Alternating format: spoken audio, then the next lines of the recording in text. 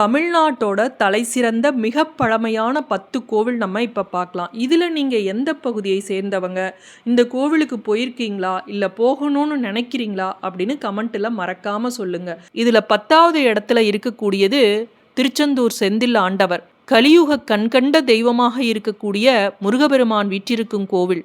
6 படை வீடுகளில் 2ஆம் படை வீடான திருச்செந்தூர் செந்தில் ஆண்டவர் கோயில் மிக சக்தி வாய்ந்தது. உண்மையான பக்தி இருந்தா மட்டும் போதும், கேட்கும் வரத்தை அள்ளி கொடுக்கக்கூடிய கலியுக தெய்வமாக முருகன் அங்கு வீற்றிருக்கிறார். அடுத்தது 9வது இடத்துல இருக்கக்கூடியது பழனி தண்டாயுதபாணி கோவில். முருகனோட 6 படை வீடுகளில் 3ஆம் படை வீடு இது. போகர் சித்தரால் உருவாக்கப்பட்ட நவபாஷான சிலை இங்கு உள்ளது. இந்த கோவிலோட தனி சிறப்பு.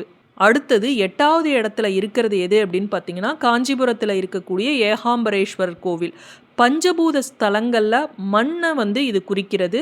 மாமரத்தின் கீழ் அமைந்துள்ள இக்கோவில் மிக பிரம்மாண்டமான 1000 மண்டபத்தை கொண்டுள்ளது. அடுத்தது 7வது இடத்துல இருக்கிறது சிதம்பரம் நடராஜர் கோவில். சிவனோட பஞ்சபூத ஸ்தலங்களில் ஆகாய ஸ்தலமாக இது சொல்லப்படுகிறது.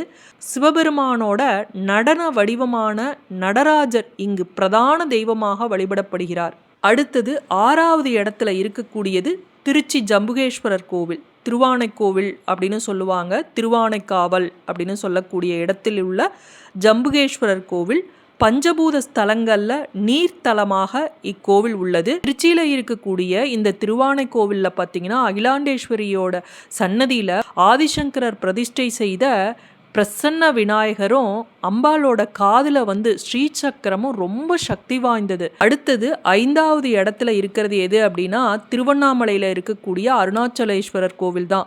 பஞ்சபூத ஸ்தலங்களில் அக்னி ஸ்தலமாக சொல்லக்கூடியது இது. இங்கு மலையே சிவனாக கொண்டு அக்னி லிங்கமாக வழிபடப்படுகிறது. பௌர்ணமி நாட்களில் மலையை சுற்றி கிரிவலம் வருவது மிகவும் பிரசித்தி பெற்ற ஒரு வழிபாடு. அடுத்தது 4வது இடத்துல இருக்கக்கூடியது எது அப்படின்னா, தஞ்சாவூர் பிரகதீஸ்வரர் கோவில். தஞ்சை பெரிய கோயிலோட கோபுரத்தோட உச்சியில் பொருத்தப்பட்டுள்ள 80 டன் எடையுள்ள கல் எந்தவித இணைப்பும் இன்றி சமநிலையில் வைக்கப்பட்டுள்ளது. ஒரு ஆச்சரியமான விஷயம். கருவறையில் இருக்கக்கூடிய சிவலிங்கம் இந்தியாவின் மிகப்பெரிய லிங்கங்கள்ல ஒன்று. கோவில் நுழைவாயில்ல இருக்கக்கூடிய நந்தி ஒரே கல்லால் செதுக்கப்பட்டுள்ளது. இந்த கோவிலோட பிரதான கோபுரம் சுமார் 216 அடி உயரமானது. உலகின் மிக உயரமான கோபுரங்கள்ல இதுவும் ஒன்று. மாமன்னன் ராஜராஜ சோழனால கட்டப்பட்டது. இக்கோவில் யுனெஸ்கோ உலக பாரம்பரிய சின்னமாக அங்கீகரிக்கப்பட்டுள்ளது.